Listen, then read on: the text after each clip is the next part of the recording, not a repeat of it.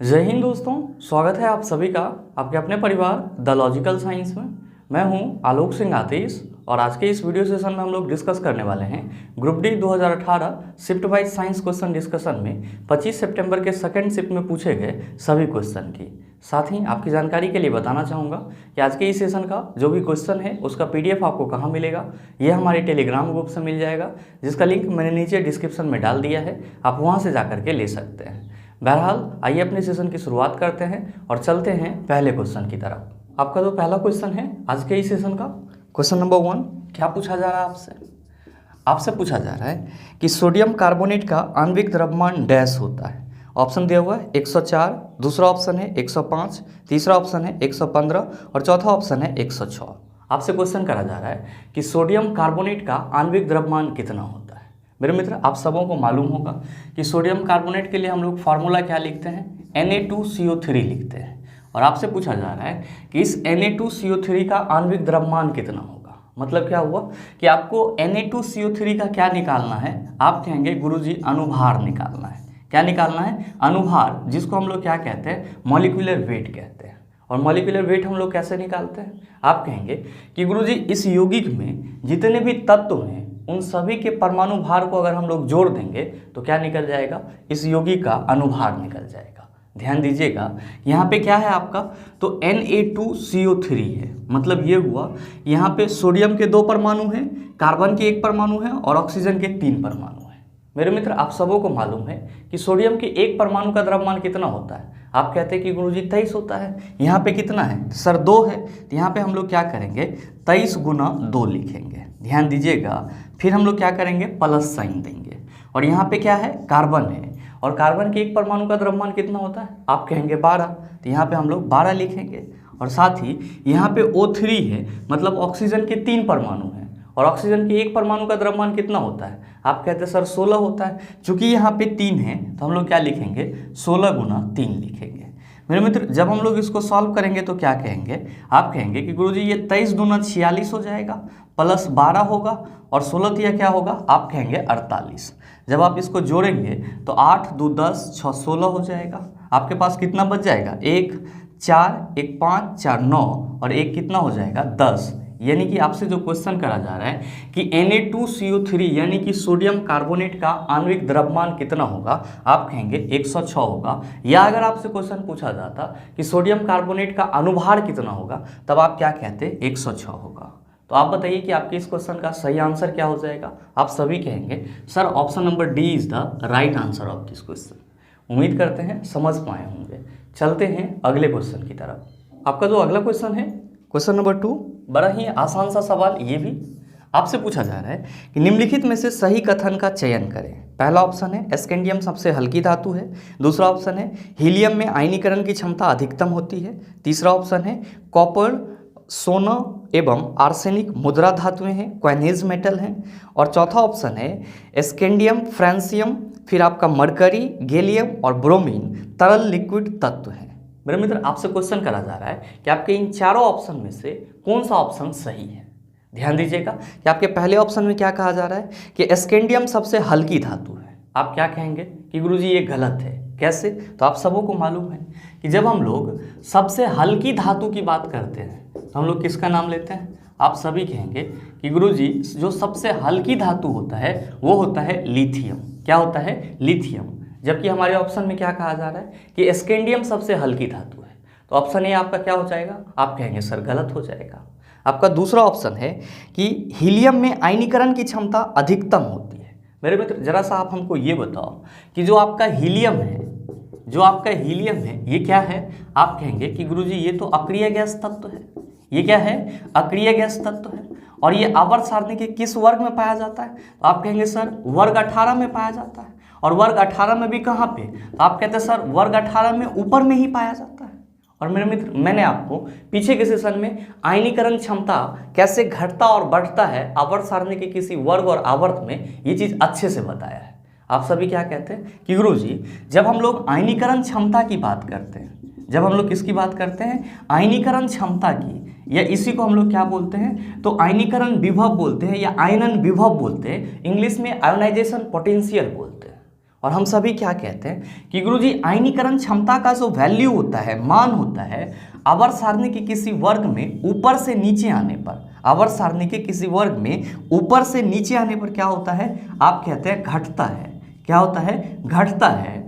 और जब हम लोग बात करते हैं किसी आवर्त में, तो हम लोग क्या कहते हैं कि आवर्त सारणी के किसी आवर्त में बाएं से दाएं जाने पर, आवर्त सारणी के किसी आवर्त में बाएं से दाएं जाने पर जो आयनीकरण क्षमता है वो क्या होता है, तो आप कहते हैं बढ़ता है। क्या होता है, बढ़ता है।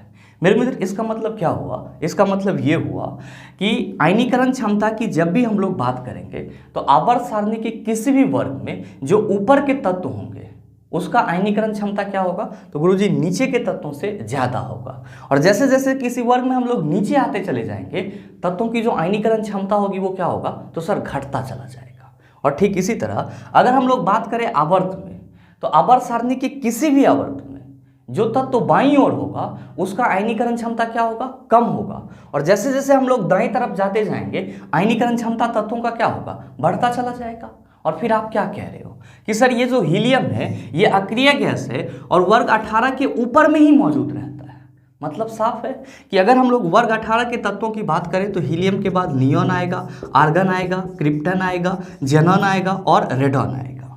और हम लोग क्या कहेंगे कि गुरुजी जब हम लोग वर्ग में ऊपर से नीचे आएंगे तो आयनीकरण क्षमता क्या होगा, घटेगा। मतलब साफ है कि जो ऊपर के तत्व होंगे उसकी आयनीकरण क्षमता क्या होगी, अधिकतम होगी। तो वर्ग 18 के सेंस में हम लोग क्या कह सकते हैं कि गुरुजी हीलियम का जो आयनीकरण क्षमता होगा वो अधिकतम होगा और बाकी के तत्वों का क्या होगा, तो गुरुजी नीचे जैसे जैसे आते जाएंगे बाकी के तत्वों के या बाकी के जो अक्रिय गैस तत्व हैं उसकी आयनीकरण क्षमता क्या होती चली जाएगी, घटती चली जाएगी। मतलब आप ये कहेंगे कि सर जो हमारे ऑप्शन बी में कहा जा रहा है कि हीलियम में आयनीकरण की क्षमता अधिकतम होती है, ये कहीं ना कहीं क्या है, सही है। अब आइए तीसरे हम लोग ऑप्शन की बात करते हैं।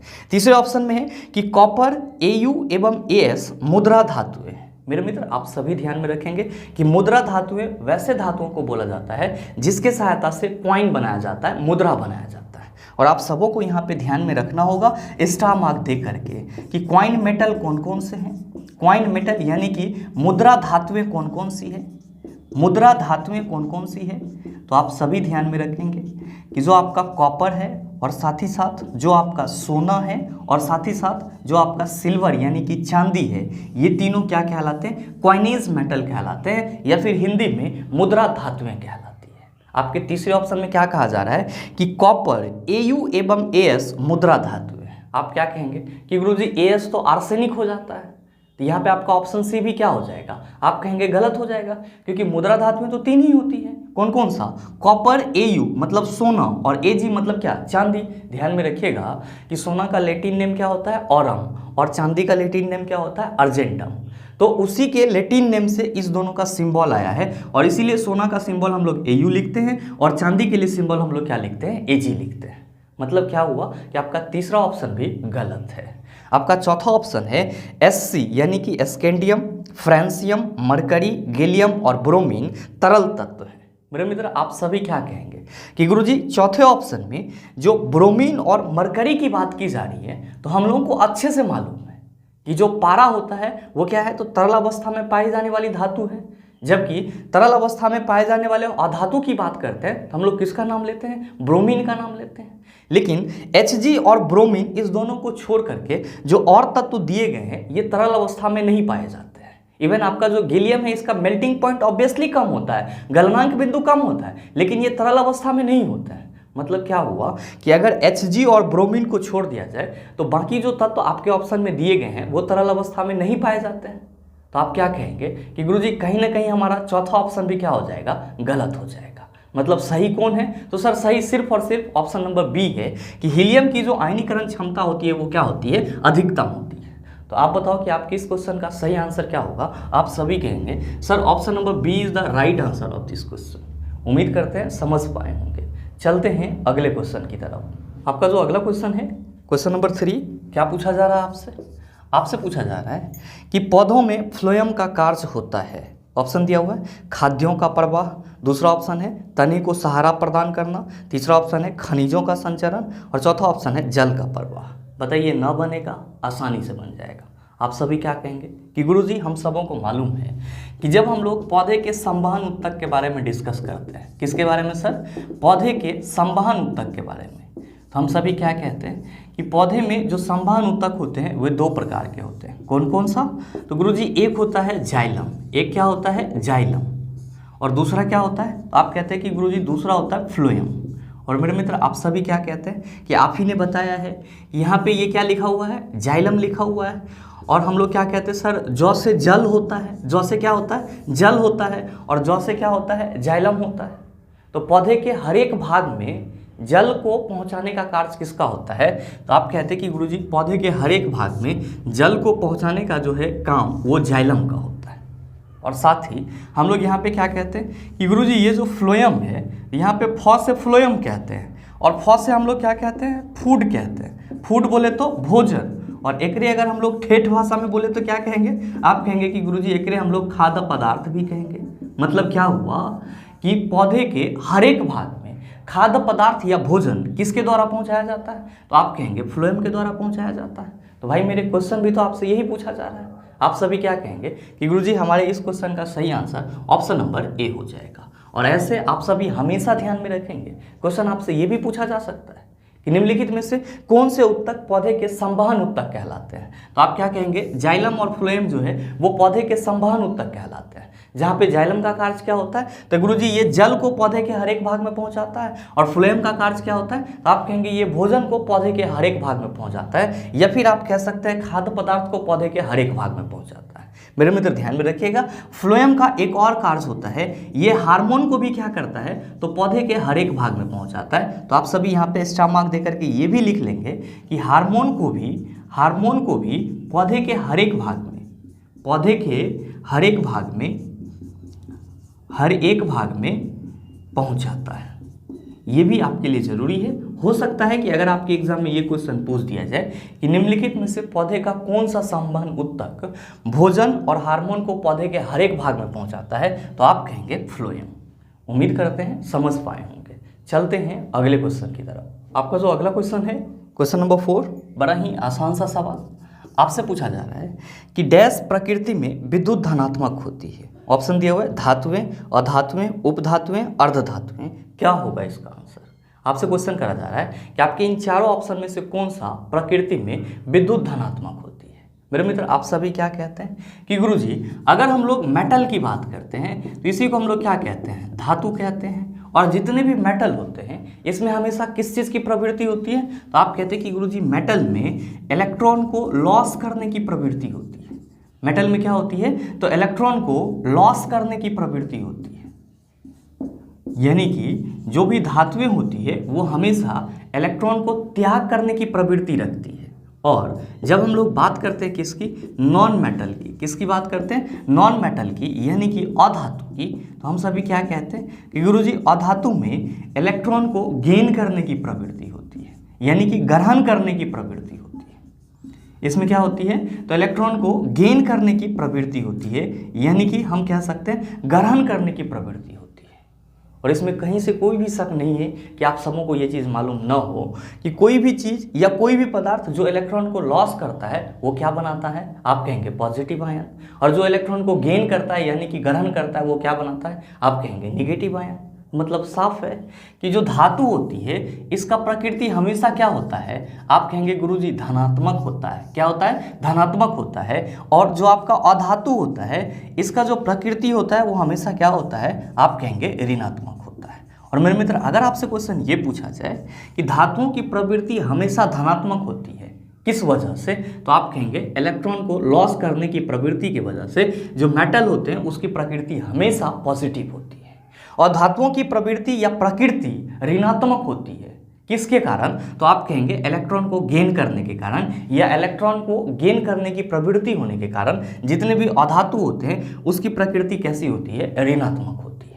बहरहाल आपसे क्वेश्चन क्या करा जा रहा है? क्वेश्चन करा जा रहा है कि डैश प्रकृति में विद्युत धनात्मक होती है। आप कहेंगे सर सीधा सीधा आंसर है धातुएं प्रकृति में विद्युत धनात्मक होती है। तो सही आंसर क्या हो जाएगा? आप सभी कहेंगे sir option number A is the right answer of this question. बहुत सारे मित्रों के मन में चल रहा होगा कि गुरुजी ये बताओ कि उपधातु का प्रकृति कैसा होगा। तो मेरे मित्र आप सभी ध्यान में रखेंगे कि जो उपधातु होते हैं इसका प्रॉपर्टीज जो होता है वो मेटल और नॉन मेटल दोनों के बीच में होता है। यानी कि इसका कुछ प्रॉपर्टीज मेटल से भी मिलेगा और कुछ प्रॉपर्टीज जो है इसका नॉन मेटल से भी मिलेगा। और उपधातु का उपयोग जो है जनरली किसको बनाने के लिए किया जाता है, तो आप सभी ध्यान में रखेंगे सेमीकंडक्टर बनाने के लिए किया जाता है। किसके लिए किया जाता है? सेमीकंडक्टर बनाने के लिए किया जाता है, यानी कि अर्धचालक बनाने के लिए किया जाता है। तो इसके लिए हम लोग पॉजिटिव, निगेटिव या किसी अन्य तरह की प्रकृति को डिस्कस नहीं करते हैं। एक और चीज आप सभी ध्यान में रखेंगे कि मेटल, नॉन मेटल और जो आपका उपधातु है, ध्यान में रखिएगा, इसी को हम लोग इंग्लिश में मेटालॉइड कहते हैं। ये तीनों किसके प्रकार हैं? तो आप सभी ध्यान में रखेंगे कि ये एलिमेंट के प्रकार हैं। यानी कि जो आपका तत्व होता है वो तत्व कितने प्रकार के होते हैं? तो आप कहेंगे कि गुरुजी तत्व या तो धातु होगी या फिर अधातु होगी या फिर उपधातु होगी। धातु हमेशा क्या होगी? विद्युतता धनात्मक होगी और धातु हमेशा क्या होगी? विद्युतता ऋणात्मक होगी। जबकि उपधातु क्या हो सकती है? तो आप कहेंगे सर इसका उपयोग सेमीकंडक्टर बनाने के लिए किया जाता है और साथ ही इसका जो प्रॉपर्टीज होता है वो कुछ मेटल से भी मिलता है और कुछ नॉन मेटल से भी मिलता है। इसीलिए हम लोग इसके बारे में पॉजिटिव या निगेटिव नहीं करते हैं। और ध्यान में रखेंगे कि कुछ मेटालाइट ऐसे भी होते हैं जो कोवैलेंट बॉन्ड बना करके जुड़ते हैं, यानी कि साझा वाला बॉन्ड बना करके जुड़ते हैं। तो वहाँ पे हम लोग कह सकते हैं कि सर जब जैसे ही साझा वाला बॉन्ड बनेगा तो जो हमारा चार्ज होगा वो क्या हो जाएगा? तो न्यूट्रल हो जाएगा। और साथ ही आप सभी ध्यान में रखिएगा, जैसे आपने बोला कि सर मेटालाइट का उपयोग सेमीकंडक्टर बनाने के लिए किया जाता है, तो अगर आपसे ये क्वेश्चन पूछ लिया जाए कि निम्नलिखित में से किसका उपयोग चालक बनाने के लिए किया जाता है, यानी कि कंडक्टर बनाने के लिए किया जाता है, तो आप सभी क्या कहेंगे कि गुरुजी जितने भी मेटल होते हैं ये सब के सब कंडक्टिंग सब्सटेंसेस होते हैं, यानी कि चालक पदार्थ होते हैं। मतलब साफ है कि जितने भी धातु हैं उसका उपयोग किसके लिए किया जाएगा? तो आप कहेंगे चालक पदार्थ बनाने के लिए किया जाएगा, यानी कि कंडक्टर बनाने के लिए किया जाएगा। बॉस वाला कंडक्टर नहीं समझिएगा सर। कंडक्टर मतलब क्या? वैसा पदार्थ जिससे विद्युत धारा आसानी से प्रवाहित हो जाए उसको हम लोग क्या कहते हैं? सुचालक। और इंग्लिश में क्या कहते हैं सर? कंडक्टर कहते हैं। तो मेटल का उपयोग किसके लिए किया जाएगा? तो सर कंडक्टर बनाने के लिए किया जाएगा। और मेटालाइट का उपयोग किसके लिए किया जाएगा? तो सर सेमीकंडक्टर बनाने के लिए किया जाएगा। बहुत सारे मित्रों के मन में चल रहा होगा कि गुरुजी नॉन मेटल का उपयोग किसके लिए किया जाएगा। तो मेरे मित्र आप सभी ध्यान में रखेंगे कि नॉन मेटल से होकर के इलेक्ट्रिसिटी प्रवाहित नहीं होती है। एक्सेप्शन है सर ग्रेफाइट, लेकिन हम लोग इसके जनरल प्रॉपर्टीज को समझेंगे, न कि एक्सेप्शन को समझेंगे। वो तो हम लोग के माइंड में रहता ही है। तो आप सभी क्या कहेंगे कि नॉन मेटल से विद्युत धारा प्रवाहित नहीं होती है और इसका उपयोग किसके लिए किया जाता है? तो आप सभी याद रखेंगे कि इसका उपयोग जो है वो इंसुलेटर बनाने के लिए किया जाता है। किसके लिए किया जाता है? इंसुलेटर, यानी कि सुचालक बनाने के लिए किया जाता है। किसके लिए किया जाता है? इंसुलेटर यानी कि सुचालक बनाने के लिए किया जाता है। उम्मीद करते हैं समझ पाए होंगे। चलते हैं अगले क्वेश्चन की तरफ। आपका जो अगला क्वेश्चन है, क्वेश्चन नंबर 5, क्या पूछा जा रहा है आपसे? आपसे पूछा जा रहा है कि आधुनिक आवर्त सारणी में जिगजैग रेखाएं डैश को अलग करती है। पहला ऑप्शन है अधातुओं से धातुओं को, दूसरा ऑप्शन है उपधातुओं से अधातुओं को, तीसरा ऑप्शन है हैलोजन से धातुओं को और चौथा ऑप्शन है उपधातुओं से धातुओं को। मेरे मित्र आपको मैंने कई बार ये चीज़ पीछे के सेशन में बताया है और आप सभी क्या कहते हैं कि गुरुजी अगर हम लोग आवर्त सारणी की बात करते हैं, किसकी बात करते हैं सर? पीरियोडिक टेबल की बात करते हैं। तो हम सभी क्या कहते हैं कि पीरियोडिक टेबल में बाईं ओर क्या रहता है? आप कहते हैं कि गुरुजी बाईं ओर धातु रहता है। और पीरियोडिक टेबल के दाएं ओर में क्या रहता है? तो आप कहते हैं कि गुरुजी अधातु रहता है। क्या रहता है? अधातु रहता है। और इसीलिए हम सभी क्या कहते हैं कि आवर्त सारणी में जब हम लोग बाएं से दाएं जाते हैं तो धातुई गुण घटता है, जबकि अधातुई गुण क्या होता है? बढ़ता है। और मेरे मित्र आप सभी ध्यान में रखेंगे कि आवर्त सारणी को जब आप गौर से देखेंगे तो आपको कुछ इस तरह की सीढ़ी नुमा संरचना दिखाई पड़ेगी। इस तरह की क्या दिखाई पड़ेगी? सीढ़ी नुमा संरचना दिखाई पड़ेगी, जिसको हम लोग क्या कहते हैं? तो पहला चीज़ तो इसको हम लोग सीढ़ी नुमा संरचना भी कहते हैं, ठीक है। और दूसरा क्या कहते हैं? टेढ़े मेढ़े लाइन कहते हैं या टेढ़े मेढ़ी रेखा कहते हैं, टेढ़ा मेढ़ा रेखा कहते हैं। जो आपको अच्छा लगे वो आप कह सकते हैं। और तीसरा इसी को हम लोग जिगजैग लाइन कहते हैं। ध्यान दीजिएगा कि जिगजैग लाइन आपको ऐसे भी लिखा हुआ मिल सकता है, हिंदी में भी लिखा हुआ मिल सकता है। और इसका मतलब क्या होता है? इसका मतलब होता है टेढ़े मेढ़े रेखा। आप क्या देख रहे हैं कि आपके आवर्त सारणी में बाईं तरफ धातु है और दाईं तरफ क्या है? अधातु है। और ये दोनों किससे अलग हो रहा है? तो आप कहेंगे सर यह सीधी नुमा संरचना या टेढ़े मेढ़े रेखा से अलग हो रहा है, जिसको हम लोग क्या कहते हैं, जिगजैग लाइन कहते हैं। तो आपसे क्वेश्चन क्या करा जा रहा है, क्वेश्चन करा जा रहा है कि आधुनिक आवर्त सारणी में जिगजैग रेखाएं डैश को अलग करती है। आप क्या कहेंगे कि गुरुजी आधुनिक आवर्त सारणी में जो जिगजैग रेखाएं होती है वो धातुओं को अधातुओं से अलग करती है या फिर अधातुओं को धातुओं से अलग करती है। तो आपके इस क्वेश्चन का सही आंसर क्या हो जाएगा, आप सभी कहेंगे sir option number A is the right answer of this question. उम्मीद करते हैं समझ पाए होंगे। चलते हैं अगले क्वेश्चन की तरफ। आपका जो अगला क्वेश्चन है क्वेश्चन नंबर 6, क्या पूछा जा रहा है आपसे पूछा जा रहा है कि डैश सूर्य के वायुमंडल में सबसे प्रचुर मात्रा में पाया जाने वाला तत्व है, ऑक्सीजन, नियोन, हाइड्रोजन, हीलियम। बताइए ना बनेगा, आसानी से बन जाएगा। आप सभी क्या कहते हैं कि गुरुजी सूर्य जो है वो क्या है, तो आप सभी कहते हैं कि ये हाइड्रोजन का दहकता हुआ गोला है। और सूर्य में क्या पाया जाता है, तो सर प्रचुर मात्रा में हाइड्रोजन पाया जाता है। और हम सभी क्या कहते हैं कि सूर्य के ऊर्जा का जो स्रोत होता है वो बेसिकली क्या होता है, तो नाभिकीय संलयन होता है। क्या होता है, नाभिकीय संलयन होता है। और यहाँ पे नाभिकीय संलयन जो होता है उसमें किसके समस्थानिक आपस में जुड़ते हैं, तो आप कहते हैं कि गुरुजी सन के अंदर जो नाभिकीय संलयन की प्रक्रिया होती है उसमें हाइड्रोजन के समस्थानिक आपस में जुड़ करके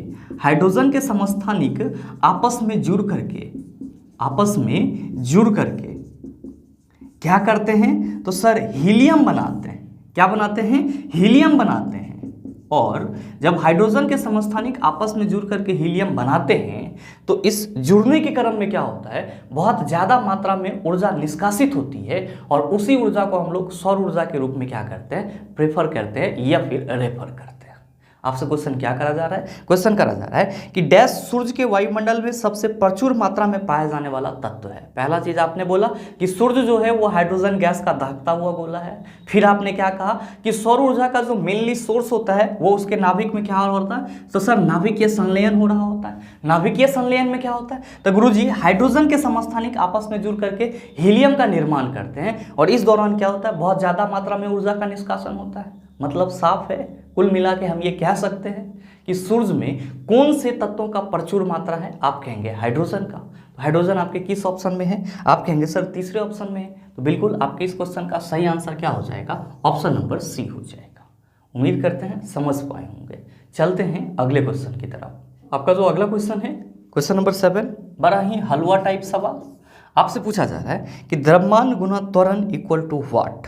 ऑप्शन है बल, दूसरा ऑप्शन है उत्क्षेप, तीसरा ऑप्शन है वेग, चौथा ऑप्शन है दाब। बताइए हमको इसका आंसर बताना होगा। आप सभी कहेंगे सर हम लोगों को मालूम है। और सही आंसर क्या होगा नीचे कमेंट करके ज़रूर बताइएगा, आपके कमेंट का इंतजार रहेगा। बहरहाल चलते हैं अगले क्वेश्चन की तरफ। आपका जो अगला क्वेश्चन है क्वेश्चन नंबर 8, बड़ा ही आसान सा सवाल। ये भी आपसे पूछा जा रहा है कि माँ के शरीर के अंदर बच्चे के विकास मनुष्यों के मामले में लगभग डैश महीने लगते हैं। ऑप्शन दिया हुआ है 9, दूसरा ऑप्शन है 7, तीसरा ऑप्शन है 10 और चौथा ऑप्शन है 8। बताइए कौन नहीं जानता होगा और सही आंसर क्या होगा, आप सभी नीचे कमेंट करके ज़रूर बताइएगा, आपके कमेंट का इंतजार रहेगा। बहरहाल चलते हैं अगले क्वेश्चन की तरफ। आपका जो अगला क्वेश्चन है क्वेश्चन नंबर 9, क्या पूछा जा रहा है आपसे पूछा जा रहा है कि उत्प्रेरक वे पदार्थ हैं जो अभिकारकों को मुक्त करते हैं। दूसरा ऑप्शन है अभिक्रियाओं को तीव्र कर देते हैं, तीसरा ऑप्शन है अभिक्रियाओं को निष्क्रिय कर देते हैं और चौथा ऑप्शन है अभिक्रियाओं को मंद कर देते हैं। क्या होगा इसका आंसर, आपसे क्वेश्चन करा जा रहा है कि उत्प्रेरक वे पदार्थ हैं जो क्या करते हैं।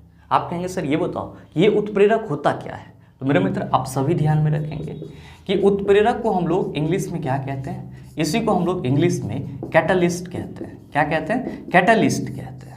और ध्यान में रखिएगा कि जब हम लोग यहाँ पे उत्प्रेरक की बात करेंगे तो हम लोग को एक और चीज़ समझना होगा कि रासायनिक अभिक्रियाएं कैसे होती है। आप सभी समझ रहे होंगे कि जब 2 या 2 से अधिक तत्व आपस में जुड़ती है तो क्या होता है, रासायनिक अभिक्रिया होती है, जिसके उपरांत क्या होता है, तो कोई ना कोई नया पदार्थ हम लोगों को मिलता है। मेरे मित्र आप सभी ये भी समझ रहे होंगे कि कुछ रासायनिक अभिक्रियाएं ऐसी होती है जो बहुत तेजी से संपन्न हो जाती है और कुछ रासायनिक अभिक्रियाएं ऐसे होती है जिसमें थोड़ा सा टाइम लगता है, बट ये क्या होता है, तो सर अपना अभिक्रिया पूर्ण करके नया प्रतिफल बना लेते हैं, नया पदार्थ बना लेते हैं। लेकिन कुछ रासायनिक अभिक्रियाएं ऐसी भी होती है जिसको संपन्न कराने के लिए हमको बाहर से किसी और पदार्थ को डालने की जरूरत होती है। और जिस किसी भी रासायनिक अभिक्रिया में बाहर से किसी पदार्थ को डालने की जरूरत होती है ताकि हमारा अभिक्रिया संपन्न हो सके, तो यही बाहर वाला पदार्थ क्या कहलाता है? उत्प्रेरक कहलाता है, यानी कि कैटलिस्ट कहलाता है। मतलब साफ है कि किसी भी अभिक्रिया को संपन्न कराने के लिए जो हमको एक्स्ट्रा एफर्ट डालना पड़ता है किसी न किसी पदार्थ के रूप में, वही पदार्थ हमारा क्या होता है? उत्प्रेरक होता है, कैटलिस्ट होता है।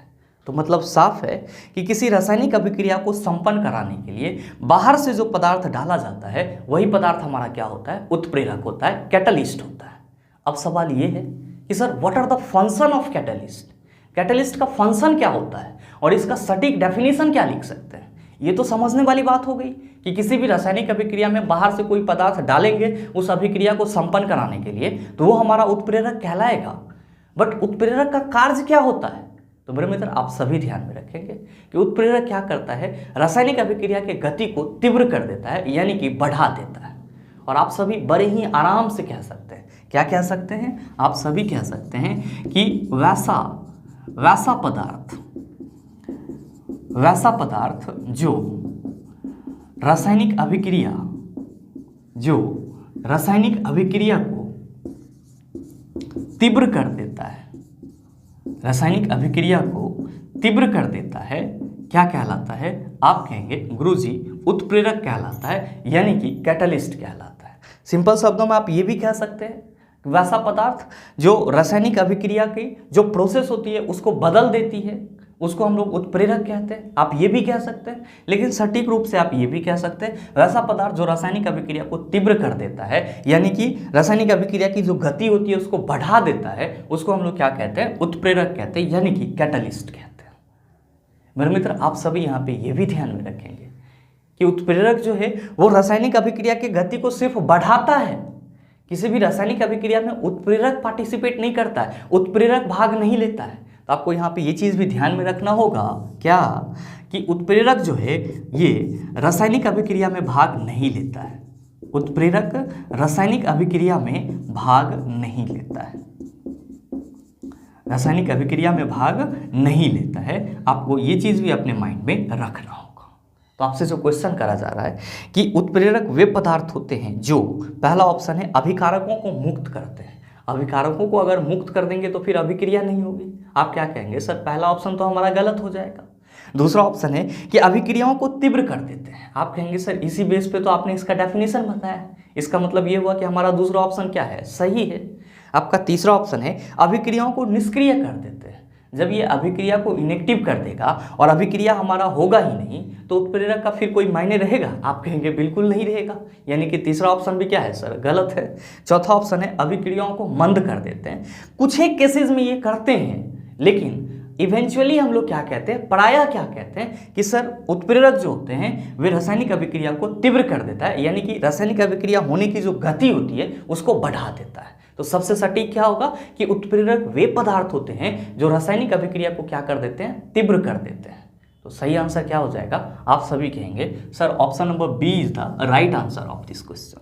मेरे मित्र आप सभी यहाँ पे एक और चीज नोट करके लिख लेंगे, आपके एग्जाम के लिए उपयोगी है। यहाँ पे हम लोग केमिस्ट्री में कैटलिस्ट को क्या बोल रहे हैं? उत्प्रेरक बोल रहे हैं, लेकिन बायोकेमिस्ट्री में, कहाँ पे सर? बायोकेमिस्ट्री में, बायोकेमिस्ट्री में कैटलिस्ट को क्या बोला जाता है? तो आप सभी ध्यान में रखेंगे बायोकेमिस्ट्री में कैटलिस्ट को एंजाइम बोला जाता है। क्या बोला जाता है? आप सभी ध्यान में रखना, एंजाइम बोला जाता है या एंजाइम कहा जाता है, एंजाइम कहा जाता है। आप ये भी ध्यान में रखेंगे, आपके लिए उपयोगी है। उम्मीद करते हैं समझ पाए होंगे। चलते हैं अगले क्वेश्चन की तरफ। आपका जो अगला क्वेश्चन है क्वेश्चन नंबर 10, बड़ा ही हलवा टाइप सवाल आपसे पूछा जा रहा है कि गले में डैश के छल्ले मौजूद होते हैं। पहला ऑप्शन है उपास्थि, दूसरा ऑप्शन है जोड़, तीसरा ऑप्शन है एरोलर और चौथा ऑप्शन है स्नायु। बताइए ना बनेगा? आसानी से बन जाएगा। आप सभी क्या कहेंगे कि गुरुजी गले में जो है वो उपास्थि के छल्ले मौजूद होते हैं, और हमारे इस क्वेश्चन का सीधा सीधा आंसर क्या हो जाएगा? आप कहेंगे ऑप्शन नंबर ए हो जाएगा। उम्मीद करते हैं समझ पाए होंगे। चलते हैं अगले क्वेश्चन की तरफ। आपका जो अगला क्वेश्चन है क्वेश्चन नंबर 11, बड़ा ही हलवा टाइप सवाल आपसे पूछा जा रहा है कि दाब की एसआई इकाई है। ऑप्शन दिया हुआ है पास्कल, दूसरा ऑप्शन है जूल, तीसरा ऑप्शन है न्यूटन और चौथा ऑप्शन है डाइन। बताइए ना बनेगा, आसानी से बन जाएगा। क्या कहेंगे कि गुरुजी दाब यानी कि प्रेशर का ऐसा यूनिट पास्कल होता है, और हम सबों को मालूम है कि P इक्वल टू फार्मूला हम लोग क्या लिखते हैं, F/A लिखते हैं। आप क्या कहते हैं कि गुरुजी प्रति एकांक क्षेत्रफल पर लगने वाला जो बल होता है उसी को दाब बोला जाता है, और बल के लिए हम लोग यूनिट क्या लिखते हैं, न्यूटन, और एरिया के लिए मीटर स्क्वायर, और न्यूटन पर मीटर स्क्वायर को ही हम लोग क्या कहते हैं, तो गुरुजी पास्कल कहते हैं। तो आपसे क्वेश्चन क्या करा जा रहा है कि दाब की एसआई इकाई क्या है, आप कहेंगे पास्कल, जिसको हम लोग किससे रिप्रेजेंट करते हैं, पीए से। तो सही आंसर क्या होगा, ऑप्शन नंबर ए हो जाएगा। मेरे मित्र ध्यान में रखिएगा, अगर आपसे कोई ये क्वेश्चन पूछ ले कि 1 पीए यानी कि 1 पास्कल कितने के बराबर होता है, तो आप कहेंगे 1 न्यूटन पर मीटर स्क्वायर के बराबर होता है। और भाई मेरे ये क्वेश्चन भी आपके एग्जाम में पूछा गया था। बहुत सारे मित्र कहेंगे कि सर हमारे ऑप्शन में तो जूल भी दिया हुआ है, ये जूल किसका यूनिट है, तो भाई मेरे आप सबों को मालूम होगा कि जब हम लोग कार्स की बात करते हैं या फिर ऊर्जा की बात करते हैं, इसका यूनिट क्या होता है, आप कहते हैं कि गुरुजी जूल होता है। आप कहेंगे सर हमारे ऑप्शन में तो न्यूटन की भी चर्चा की गई है, अभी जस्ट मैंने आपको बताया। अगर आपसे क्वेश्चन ये करा जाए कि बल का एसआई यूनिट क्या होता है, तब आप क्या कहेंगे, न्यूटन। क्या कहेंगे, न्यूटन। न्यूटन के लिए हम लोग एन सिंबल रिप्रेजेंट करते हैं, और यह बल के लिए सीजीएस यूनिट क्या हो जाएगा, तब आप क्या कहेंगे, डाइन। क्या कहेंगे, डाइन। तो आप सभी ये चीज़ भी ध्यान में रखेंगे कि बल का एसआई यूनिट न्यूटन होता है, सीजीएस यूनिट क्या होता है, डाइन होता है। जूल किसका यूनिट है, तो कार्य और ऊर्जा का 1 पास्कल में कितना होता है, 1 न्यूटन पर मीटर स्क्वायर होता है। उम्मीद करते हैं समझ पाए होंगे। चलते हैं अगले क्वेश्चन की तरफ। आपका जो अगला क्वेश्चन है, क्वेश्चन नंबर 12, बड़ा ही आसान सा सवाल। ये भी आपसे पूछा जा रहा है कि एक वस्तु 4 सेकंड में 20 मीटर और फिर 2 सेकंड में अगले 15 मीटर की यात्रा करती है, वस्तु की औसत चाल कितनी है। मेरे मित्र इस टाइप का प्रश्न मैं पिछले 3-4 दिन से आपको करवा रहा हूँ, और हर एक शिफ्ट में कहीं ना कहीं ये क्वेश्चन आपको देखने को मिल रहा है, और मेरे ख्याल से अब आप सभी इस क्वेश्चन का जवाब आसानी से देने के लिए कैपेबल हैं। और सही आंसर क्या होगा आप सभी सॉल्व करके नीचे कमेंट करके ज़रूर बताइएगा, आपके कमेंट का इंतजार रहेगा। बहरहाल चलते हैं अगले क्वेश्चन की तरफ। आपका जो अगला क्वेश्चन है, क्वेश्चन नंबर 13, क्या पूछा जा रहा है आपसे पूछा जा रहा है कि धातु में एक मुक्त इलेक्ट्रॉन के पथ का आकार होता है। ऑप्शन दिया हुआ है सीधी रेखा, दूसरा ऑप्शन है वर्गाकार, तीसरा ऑप्शन है वक्र, चौथा ऑप्शन है वृत्ताकार। क्या होगा इसका आंसर। आपसे क्वेश्चन करा जा रहा है कि धातु में एक मुक्त इलेक्ट्रॉन के पथ का आकार होता है।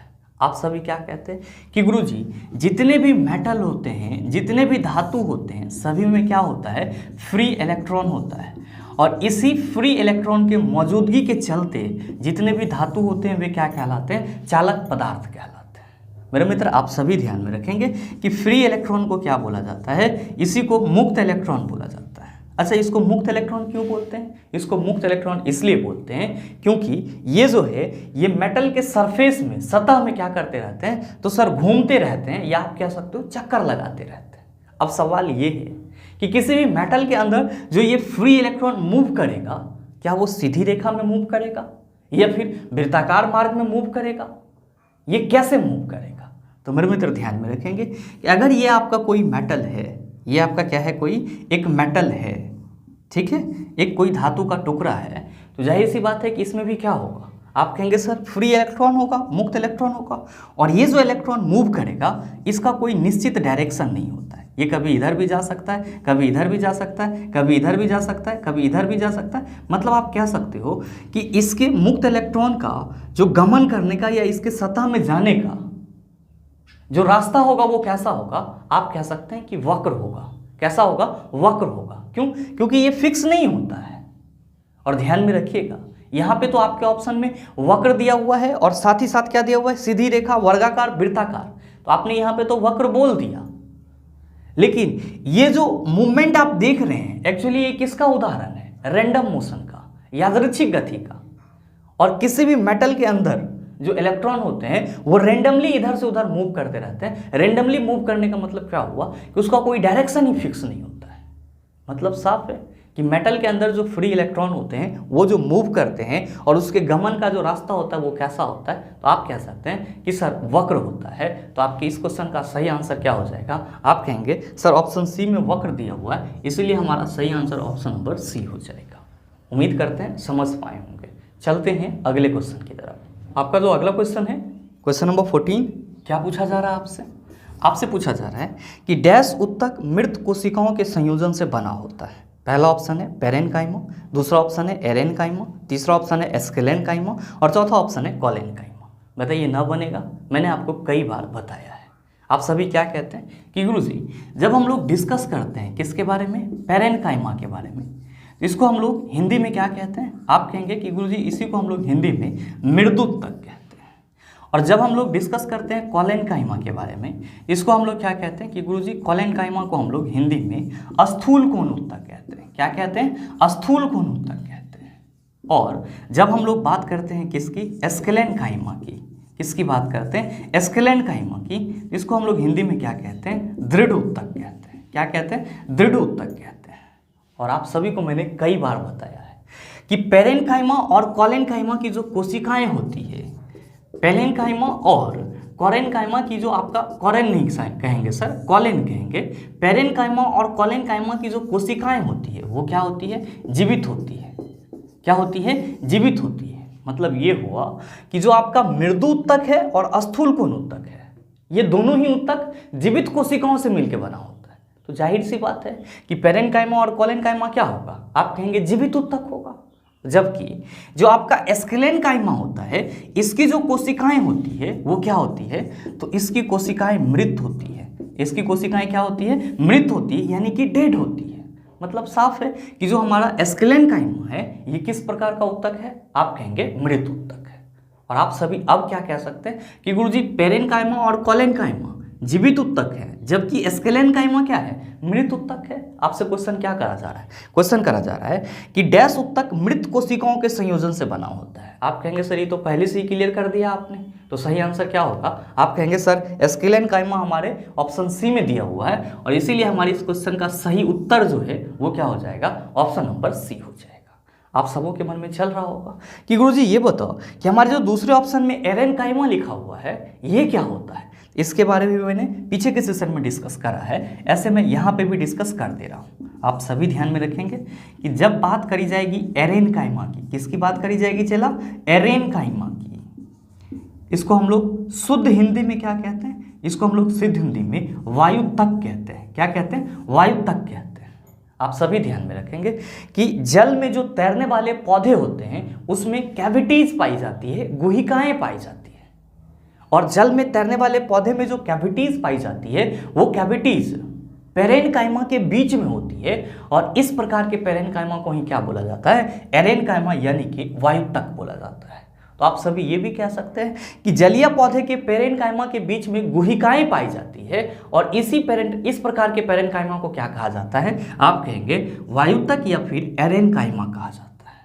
आप कहेंगे कि चलो सर ये तो ठीक है, इसको हम समझ रहे हैं, लेकिन अगर हमसे कोई ये पूछते कि ये बताओ ये पेरेनकाइमा, कॉलेनकाइमा और एस्केलेनकाइमा पौधे के किस प्रकार के उत्तक है, तो मेरे मित्र आप सभी ध्यान में रखेंगे कि पेरेनकाइमा, कॉलेनकाइमा और एस्केलेनकाइमा पौधे के जो हैं वो सरल अस्थायी उत्तक है। पौधे के क्या हैं? सरल अस्थायी उत्तक है, जिसको हम लोग इंग्लिश में क्या कहते हैं? इसी को हम लोग इंग्लिश में सिंपल परमानेंट टिश्यू कहते हैं। क्या कहते हैं? सिंपल परमानेंट टिश्यू कहते हैं। और मेरे मित्र अगर आपसे कोई ये पूछ दे कि पौधे का कॉम्प्लेक्स परमानेंट टिश्यू कौन सा है, तो आप कहेंगे जाइलम और फ्लोएम। कॉम्प्लेक्स का मतलब जटिल, और इसको हिंदी में हम लोग क्या कहेंगे? तो जटिल अस्थायी उत्तक कहेंगे। तो जाइलम और फ्लोएम क्या है? जटिल अस्थायी उत्तक है। जबकि मृदुत्तक, स्थूल कोण उत्तक और दृढ़ उत्तक क्या है? आप कहेंगे कि गुरुजी ये तो सिंपल परमानेंट टिश्यू यानी कि सरल अस्थायी उत्तक है। उम्मीद करते हैं समझ पाए होंगे।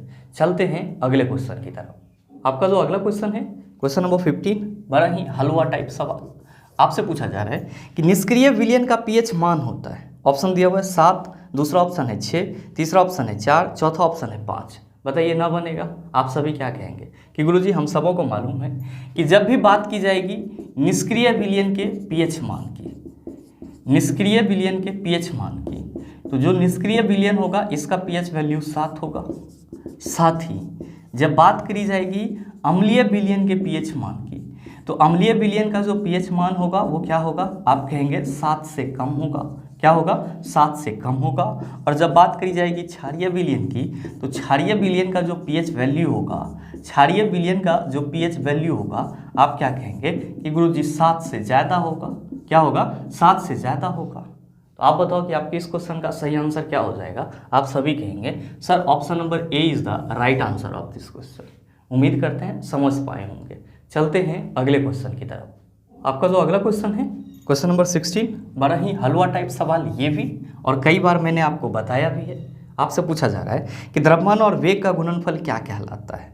बल, संवेग, दाब, उत्क्षेप। बताइए, ना बनेगा, आप कहेंगे गुरुजी आसानी से बन जाएगा।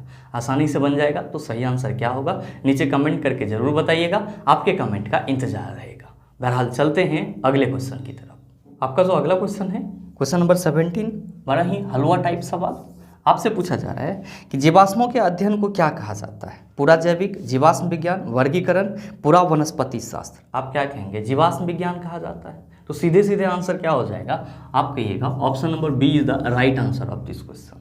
उम्मीद करते हैं समझ पाए होंगे। चलते हैं अगले क्वेश्चन की तरफ। आपका जो अगला क्वेश्चन है, क्वेश्चन नंबर 18, क्या पूछा जा रहा है आपसे। आपसे पूछा जा रहा है कि डैश परमाणु का आयतन सबसे कम होता है। Phosphorus, helium, sulphur, silicon. आप क्या कहेंगे कि गुरुजी हीलियम परमाणु का आयतन कम होता है। हीलियम परमाणु का आयतन क्या होता है, कम होता है। और इसीलिए हमारे इस क्वेश्चन का सही आंसर क्या होगा, ऑप्शन नंबर बी हो जाएगा। मेरे मित्र ध्यान में रखिएगा कि परमाणु का आयतन किस में मापा जाता है। परमाणु का आयतन किस में मापा जाता है। परमाणु का आयतन मापा जाता है किस में, सेंटीमीटर पर क्यूब में। किस में मापा जाता है सर, सेंटीमीटर पर क्यूब में। और एक और ख़ास बात आप सभी ध्यान में रखेंगे, नोट करके लिख लेंगे कि एल्कली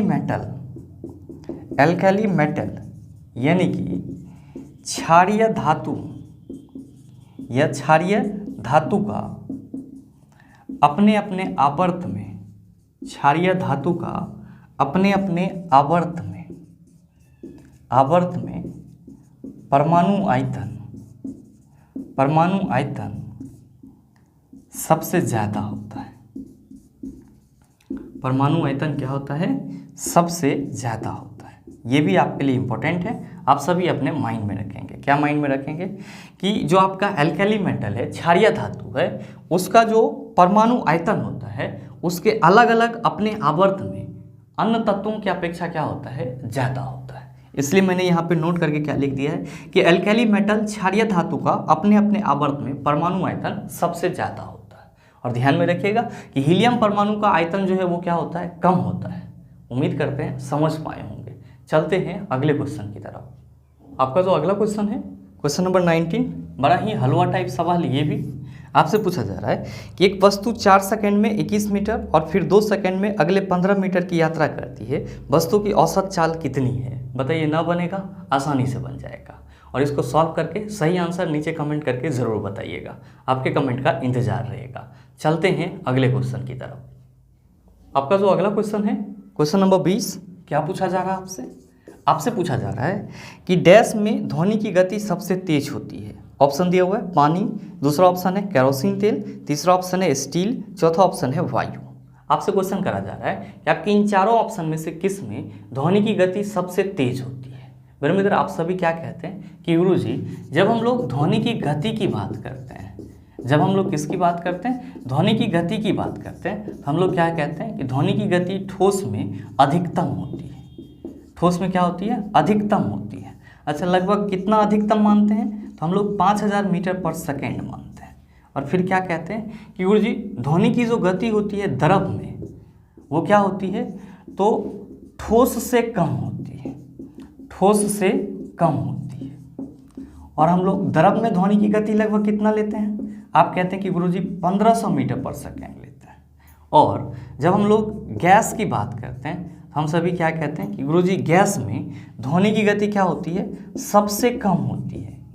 क्या होती है, सबसे कम होती है। और लगभग हम लोग कितना मानते हैं, तो आप कहते हैं कि गुरुजी 340 मीटर पर सेकेंड मानते हैं। इसका मतलब ये हुआ कि जो ध्वनि है वो सबसे तेज किस में गमन करेगा, ठोस में गमन करेगा। अच्छा, ठोस से कम स्पीड से किस में गमन करेगा, द्रव में करेगा। और सबसे कम स्पीड से किस में गमन करेगा, आप कहेंगे कि गुरुजी गैस में गमन करेगा। आपसे क्वेश्चन क्या करा जा रहा है, क्वेश्चन करा जा रहा है कि डैश में ध्वनि की गति सबसे तेज होती है। आप क्या कहेंगे, सबसे तेज ठोस में होगा। आपका पहला ऑप्शन क्या है, पानी। आप क्या कहिएगा, सर ये तो द्रव है और द्रव में क्या होगा, तो सर ठोस की अपेक्षा कम गति से ध्वनि चलेगा, तो पहला ऑप्शन नहीं होगा। क्यों, क्योंकि हमसे पूछा जा रहा है कि सबसे तेज ध्वनि की गति किस में होगी। आपका दूसरा ऑप्शन क्या है, केरोसिन तेल। आप क्या कहेंगे कि गुरुजी केरोसिन तेल भी क्या है, तरल पदार्थ है, लिक्विड है, और ये भी हमारा क्या होगा, ऑप्शन नहीं होगा। और आपका तीसरा ऑप्शन है स्टील और चौथा ऑप्शन है वायु। आप क्या कहेंगे कि गुरुजी स्टील जो है वो हमारा ठोस पदार्थ है, स्टील क्या है, ठोस पदार्थ है, तो जाहिर सी बात है कि इसमें ध्वनि की गति क्या होगी, सबसे तेज होगी दिए गए ऑप्शन में से। तो सही आंसर क्या होगा, आप कहेंगे ऑप्शन नंबर सी हो जाएगा। आप कहेगा सर चौथे ऑप्शन में वायु दिया हुआ है, तो वायु क्या है, आपका गैस है, और ध्वनि की चाल सबसे कम किस में होती है, तो आप कहेंगे गैस में होती है। मतलब ये हुआ कि वायु में जो ध्वनि की गति होगी वो क्या होगी, सबसे कम होगी। उम्मीद करते हैं समझ पाए होंगे। चलते हैं अगले क्वेश्चन की तरफ। आपका जो अगला क्वेश्चन है, क्वेश्चन नंबर 21, क्या पूछा जा रहा है आपसे, आपसे पूछा जा रहा है कि नाइट्रोजन के 0.6 अणु का द्रव्यमान है। ऑप्शन दिया हुआ है 16.8 ग्राम, दूसरा ऑप्शन है 168 ग्राम, तीसरा ऑप्शन है 0.168 ग्राम और चौथा ऑप्शन है 1.68 ग्राम। क्या होगा इसका आंसर। आपसे क्वेश्चन करा जा रहा है कि नाइट्रोजन के 0.6 अणु का द्रव्यमान कितना होता है, ये चीज़ आपको बताना है। आप कहेंगे सर हम अगर इसको ट्राई करते हैं तो परमाणु द्रव्यमान के आधार पर कर लेते हैं और हमारा आंसर ही नहीं आता है। परमाणु द्रव्यमान पे तो ये बनेगा ही नहीं। क्यों, क्योंकि क्वेश्चन में कहा जा रहा है कि नाइट्रोजन के 0.6 अणु का द्रव्यमान क्या होगा। यहाँ पे हम लोग बात किसकी करेंगे, बात हम लोग यहाँ पे N2 की करेंगे, न कि हम लोग N की करेंगे। N का मतलब क्या हुआ, नाइट्रोजन का परमाणु, N2 का मतलब क्या हुआ, नाइट्रोजन का अणु। क्वेश्चन क्या करा जा रहा है, क्वेश्चन करा जा रहा है कि नाइट्रोजन के 0.6 अणु का द्रव्यमान कितना होगा। मतलब क्या कि N2 के 0.6 अणु का द्रव्यमान कितना होगा, ये चीज़ आपको बताना है। आप क्या कहेंगे कि गुरुजी अगर हमको ये मालूम चल जाए कि N2 के एक अणु का द्रव्यमान कितना होता है, तो हम लोग ये आसानी से निकाल सकते हैं कि 0.6 अणु का द्रव्यमान क्या होगा। मेरे मित्र, आप ये भी आसानी से पता कर सकते हैं कि नाइट्रोजन के एक अणु का द्रव्यमान कितना होगा। कैसे, तो ध्यान दीजिएगा, यहाँ पे क्या लिखा हुआ है, तो गुरुजी N2 लिखा हुआ है। मतलब क्या हुआ कि नाइट्रोजन के 2 परमाणु हैं और नाइट्रोजन के एक परमाणु का द्रव्यमान कितना होता है, आप कहेंगे 14, और दूगो का कितना हो जाएगा, आप कहेंगे 28। दूगो कहाँ पे है, तो नाइट्रोजन के अणु में है, तो नाइट्रोजन के एक अणु का द्रव्यमान कितना हो गया, आप कहिएगा सर 28 हो गया।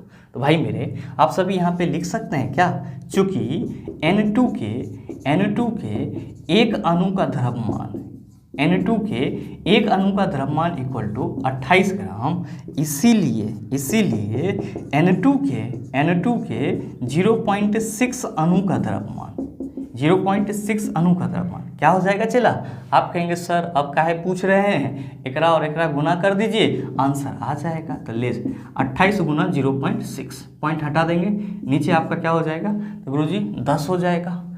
2 तिया 6 और 2 पंजे कितना होता है 10। जब इसको आप सॉल्व करेंगे तो ये 28 तिया 84 बटा क्या हो जाएगा 5, 84 ना होगा हो, 8 तिया 24 और 3 दूना 6 2 8, हाँ सही है 84 बटा 5। जब एक सॉल्व करेंगे तो ये हो जाएगा 16.8 ग्राम। तो आपके इस क्वेश्चन का सही ऑप्शन क्या हो जाएगा, आप कहेंगे ऑप्शन नंबर ए। उम्मीद करते हैं समझ पाए होंगे। चलते हैं अगले क्वेश्चन की तरफ।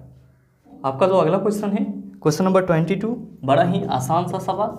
आपसे पूछा जा रहा है कि डैश कार्बन का एक अपरूप नहीं है, यानी कि एलोट्रॉप्स नहीं है। आपका ऑप्शन दिया हुआ है फुलेरिन, हीरा, ग्रेफाइट, कोयला। मेरे मित्र, आप सभी क्या कहेंगे अगर आपसे क्वेश्चन ये पूछ लिया जाता कि इन चारों में से कौन कौन से कार्बन के अपरूप हैं, तब आप क्या कहते हैं कि गुरुजी फुलेरिन को बकमिस्टर फुलेरिन बोला जाता है, जो कि क्या है, कार्बन का अपरूप है, और कार्बन का यही वो अपरूप है जिसमें कार्बन परमाणु की संख्या ज़्यादा होती है। दूसरा जो आपका 2 पॉपुलर एलोट्रॉप्स है कार्बन का, वो क्या है, तो आप कहते हैं हीरा और साथ ही साथ ग्रेफाइट। मतलब ये हुआ कि मेनली रूप से जो कार्बन के अपरूप हम लोग याद रखते हैं वो 3 याद रखते हैं। कौन कौन सा, तो पहला डायमंड, दूसरा ग्रेफाइट और तीसरा बकमिस्टर फुलेरिन, या फिर हम लोग इसी को फुलेरिन भी बोलते हैं। क्वेश्चन क्या करा जा रहा है? क्वेश्चन करा जा रहा है कि डैश कार्बन का एक अपरूप नहीं है। आपको बताना है कि इन चारों में से कौन सा एक अपरूप नहीं है। पहला ऑप्शन फुलेरिन, आप कहेंगे अपरूप है। दूसरा ऑप्शन हीरा, आप कहेंगे अपरूप है। तीसरा ऑप्शन ग्रेफाइट, आप कहेंगे अपरूप है। जबकि आपका जो कोयला है वो क्या है? तो सर ये कार्बन का अपरूप नहीं है। तो सही आंसर क्या हो जाएगा? आप सभी कहेंगे sir option number D is the right answer of this question. मेरे मित्र ध्यान में रखेंगे कि कोयला में कार्बन की मात्रा होती है, लेकिन कोयला कार्बन का अपरूप नहीं है। बहुत सारे मित्र यहाँ पे कंफ्यूज हो जाते हैं, जबकि आपको कंफ्यूज नहीं होना है। हमेशा ध्यान में रखना है कि ऑब्वियसली कोयला में कार्बन की मात्रा पाई जाती है, कोयला में कार्बन होता है, लेकिन coal is not a allotropes of carbon. उम्मीद करते हैं समझ पाए होंगे। चलते हैं अगले क्वेश्चन की तरफ। आपका जो अगला क्वेश्चन है, क्वेश्चन नंबर 23, क्या पूछा जा रहा है आपसे? आपसे पूछा जा रहा है कि 12 वोल्ट की बैटरी में 0.2 ओम, 0.3 ओम, 0.4 ओम, 0.5 ओम और 12 ओम के प्रतिरोध श्रृंखला में एक साथ जुड़े हुए हैं। 0.3 ओम के प्रतिरोध के माध्यम से कितनी धारा प्रवाहित होगी?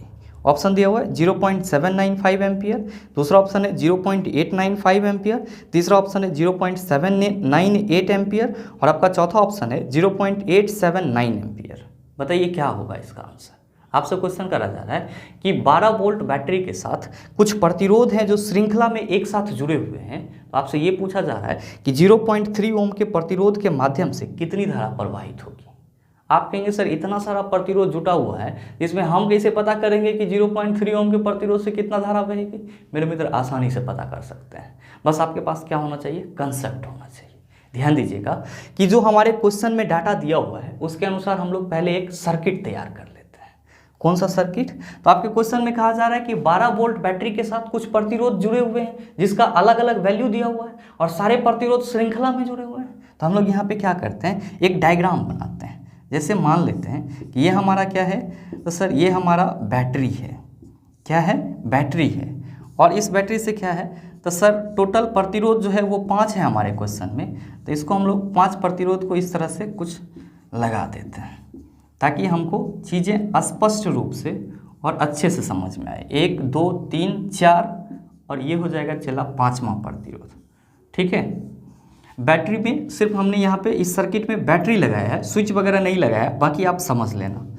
इससे धारा बहेगी सर। और ये जो आपका बैटरी है ये कितना का है? 12 वोल्ट का है। मतलब साफ है कि इसकी विभवांतर कितनी है? 12 वोल्ट। ध्यान दीजिएगा ये R1 प्रतिरोध हो जाएगा, R2 ये क्या हो जाएगा? R3, ये R4 और R5। आपका पहला प्रतिरोध का मान कितना है? 0.2 ओम, दूसरा का 0.3 ओम, तीसरा का कितना है सर? 0.4 और चौथा का कितना है? 0.5, पांचवा कितना है? 12 ओम। सब में यहाँ पे ओम लगा दीजिए सर। अब आपसे क्वेश्चन क्या करा जा रहा है? क्वेश्चन करा जा रहा है कि ये पांचों प्रतिरोध श्रृंखला में जुड़े हुए हैं। किसके साथ? 12 वोल्ट के बैटरी के साथ। जो ये R2 प्रतिरोध जिसका वैल्यू 0.3 ओम है, इससे कितनी धारा बहेगी ये चीज़ आपको मालूम करना है।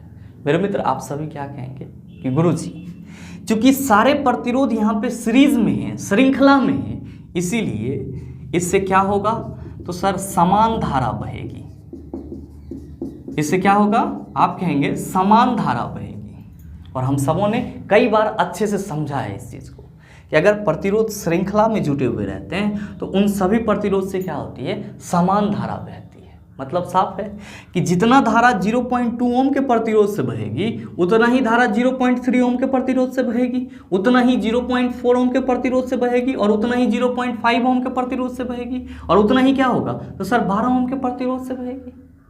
और हम लोग क्या कहते हैं कि सीरीज में यानी कि श्रेणी क्रम में जब प्रतिरोध आपस में जुटते हैं तो उनसे बहने वाली धारा क्या होती है? समान होती है। लेकिन सभी प्रतिरोधों का विभवांतर क्या होता है? अलग अलग होता है। तो मेरे मित्र यहाँ पे आपसे क्वेश्चन ये करा जा रहा है कि जब ये सभी प्रतिरोध आपस में 12 वोल्ट बैटरी के साथ जुटे हुए हैं तो 0.3 ओम के प्रतिरोध से कितना धारा बहेगी? आप कहेंगे सर ये पूरा सर्किट से कितना धारा बहेगी? अगर आप ये निकाल लेंगे तो हमको ये आसानी से पता चल जाएगा कि इस प्रतिरोध से कितना धारा बहेगी। मेरे मित्र आप सभी क्या कहेंगे कि गुरुजी यहाँ पे विभवांतर जो है वो कितना है? 12 वोल्ट है और साथ ही साथ प्रतिरोध हमारा कितना है? तो मेरे मित्र यहाँ पे आपको क्या निकालना होगा? टोटल प्रतिरोध निकालना होगा। टोटल प्रतिरोध क्या होगा? RS और आप क्या कहेंगे कि गुरुजी सीरीज में है तो सबको जोड़ दीजिए। भाई मेरे, जब आप 0.2, 0.3, 0.4, 0.5 और 12 इन सब को जोड़ेंगे तो ये 5, 4, 9, 3, 12 और 12 और 2 कितना हो जाएगा सर? तो आपका हो जाएगा 12 2 14 और 14 मतलब हो गया 1.4 और ये 12 है तो 12 प्लस 1.4 कितना होगा? आप कहेंगे 13.4 हो जाएगा। यानी कि टोटल प्रतिरोध 13.4, विभवांतर 12, I इक्वल टू क्या होगा चेला? आप कहेंगे गुरुजी I इक्वल टू हो जाएगा V/R। क्या हो जाएगा? V/R। और जब आप इसको सॉल्व करेंगे तो ये हो जाएगा 12/13.4 और जब आप इसको सॉल्व करेंगे तो ये आ जाएगा 0.895 एम्पियर।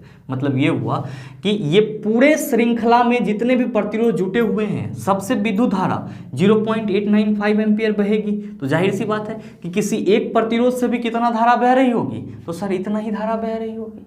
आप बताओ क्वेश्चन का आंसर क्या हो जाएगा? आप कहिएगा option number B is the right answer of this question. जब भी आपसे इस टाइप का क्वेश्चन पूछा जाए कि बहुत सारे प्रतिरोध श्रृंखला में जुड़े हुए हैं और किसी एक प्रतिरोध से कितना धारा बहेगी, तो आप सारे प्रतिरोध को जोड़ करके क्या निकाल लेंगे? टोटल प्रतिरोध निकाल लेंगे, विभवांतर आपका दिया हुआ रहेगा, धारा निकाल लेंगे, आपका आंसर आ जाएगा। उम्मीद करते हैं समझ पाए होंगे। चलते हैं अगले क्वेश्चन की तरफ। आपका जो अगला क्वेश्चन है क्वेश्चन नंबर 24, बड़ा ही आसान सा सवाल आपसे पूछा जा रहा है कि यदि किसी दर्पण की फोकस लंबाई +15 है तो यह है समतल दर्पण, अवतल दर्पण, उत्तर दर्पण। मेरे में तो उत्तर नहीं होगा, उत्तल दर्पण होगा। और चौथा ऑप्शन है डबल लेंस। क्या होगा इसका आंसर? आपसे क्वेश्चन करा जा रहा है कि यदि किसी दर्पण की फोकस लंबाई +15 है तो यह है। मेरे मित्र आप सभी ध्यान में रखेंगे। क्या ध्यान में रखेंगे? कि जो आपका उत्तल दर्पण होता है, जो आपका उत्तल दर्पण होता है, इसकी फोकस लंबाई क्या होती है? तो उत्तल दर्पण की फोकस लंबाई धनात्मक होती है। क्या होती है? धनात्मक होती है। जबकि अवतल दर्पण की जो फोकस लंबाई होती है, अवतल दर्पण की जो फोकस लंबाई होती है ये क्या होती है? तो आप सभी ध्यान में रखेंगे, ऋणात्मक होती है। क्या होती है? ऋणात्मक होती है। और समतल दर्पण की जो फोकस लंबाई होती है, समतल दर्पण की जो फोकस लंबाई होती है वो क्या होती है? तो आप सभी ध्यान में रखेंगे, अनंत होती है, यानी कि इन्फिनिटी होती है। क्या होती है? इन्फिनिटी होती है। तो आपको यहाँ से पकड़ना होगा क्या कि जहाँ पे भी फोकस लंबाई में प्लस लगा हुआ रहेगा वो उत्तल दर्पण हो जाएगा, जहाँ पे भी फोकस लंबाई में माइनस लगा हुआ रहेगा वो क्या हो जाएगा? अवतल दर्पण। क्वेश्चन आपसे क्या करा जा रहा है? क्वेश्चन करा जा रहा है कि यदि किसी दर्पण की फोकस लंबाई +15 है तो यह है, आप क्या कहेंगे? उत्तल दर्पण। तो सही आंसर आप सभी कहेंगे sir option number C is the right answer of this question. उम्मीद करते हैं समझ पाए होंगे। चलते हैं अगले क्वेश्चन की तरफ। आपका जो अगला क्वेश्चन है क्वेश्चन नंबर 25, बड़ा ही आसान सा सवाल आपसे पूछा जा रहा है कि भूतल से 6 मीटर ऊपर स्थित 10 kg द्रव्यमान की वस्तु में निहित ऊर्जा डैश होगी, जबकि जी का वैल्यू 9.8 मीटर पर सेकंड स्क्वायर लेना है। ऑप्शन दिया हुआ है 5.88 जूल, दूसरा ऑप्शन है 5880 जूल, तीसरा ऑप्शन है 588 जूल और चौथा ऑप्शन है 58.8 जूल। बताइए ना बनेगा? आसानी से बन जाएगा। क्वेश्चन करा जा रहा है कि भूतल से 6 मीटर ऊपर स्थित 10 kg द्रव्यमान की वस्तु में निहित ऊर्जा डैश होगी। आप क्या कहेंगे? सर स्थितिज ऊर्जा निकालना है। क्यों? क्योंकि क्वेश्चन में भूतल से 6 मीटर ऊपर स्थित कहा जा रहा है और वस्तु का द्रव्यमान 10 kg दिया हुआ है तो m इक्वल टू 10 kg हो गया, h इक्वल टू 6 मीटर हो गया, g का वैल्यू दिया हुआ है हमको 9.8।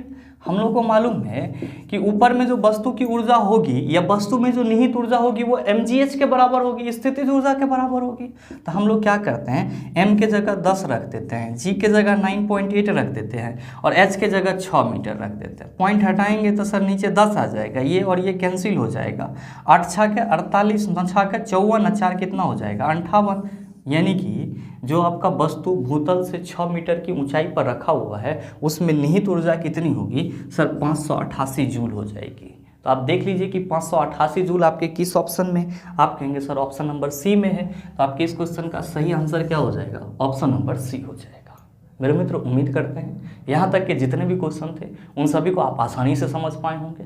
अब इस टाइप का प्रश्न अगर आपको दोबारा दे दिया जाए तो मेरे ख्याल से आप उसका जवाब भी आसानी से दे सकते हैं। साथ ही उम्मीद करते हैं कि ये वीडियो आपको अच्छा लगा होगा। अगर आपको वीडियो अच्छा लगा तो वीडियो को लाइक कीजिएगा, ज़्यादा से ज़्यादा शेयर कीजिएगा और हाँ, अगर आप चैनल पर नए हैं तो सब्सक्राइब करके बेल आइकन दबा लीजिएगा ताकि इस तरह के एग्जाम रिलेवेंट वीडियो का नोटिफिकेशन सबसे पहले आपके पास पहुँचे और आप उसको सबसे पहले देख पाओ। मिलते हैं फिर अगले सेशन में, तब तक के लिए best of luck. Thank you, have a nice day.